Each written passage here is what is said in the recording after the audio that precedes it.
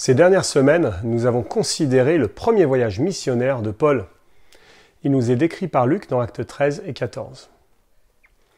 Nous avons d'abord vu que la mission est l'œuvre de Dieu. Dieu était à l'œuvre pour accomplir son dessein à travers Paul et Barnabas. Ensuite, nous avons vu l'Église et qu'elle a sa part de responsabilité dans la mission. Celle-ci est aussi l'œuvre de l'Église. Aujourd'hui, je vous invite à méditer avec moi sur cette réflexion de l'apôtre Paul en Actes 14, 22. C'est à travers beaucoup de difficultés qu'il nous faut entrer dans le royaume de Dieu.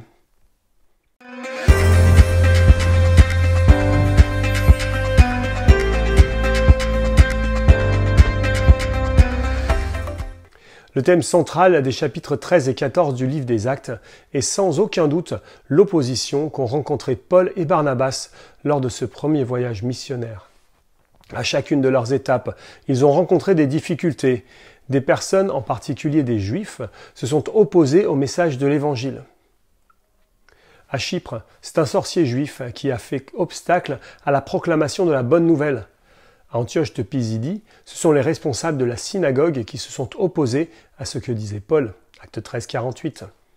À Iconium, nous lisons que les Juifs, restés incrédules, excitèrent l'esprit des non-Juifs et provoquèrent leur hostilité contre les frères.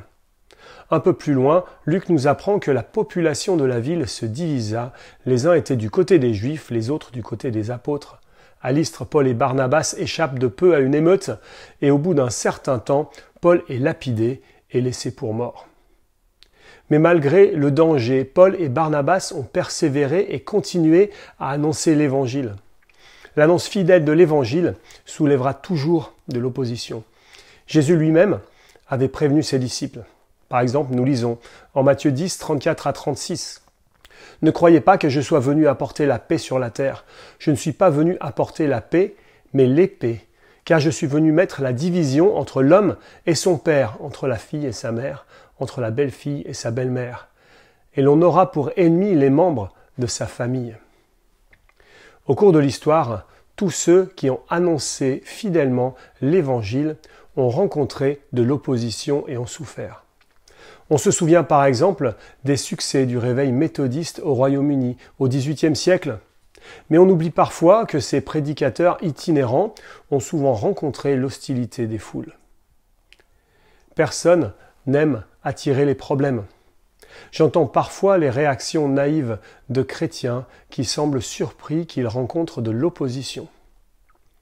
Mais si nous avons bien lu nos Bibles, ne soyons pas surpris si nous rencontrons des difficultés. Comme l'affirme Paul, ces difficultés font partie de notre lot sur le chemin du royaume de Dieu.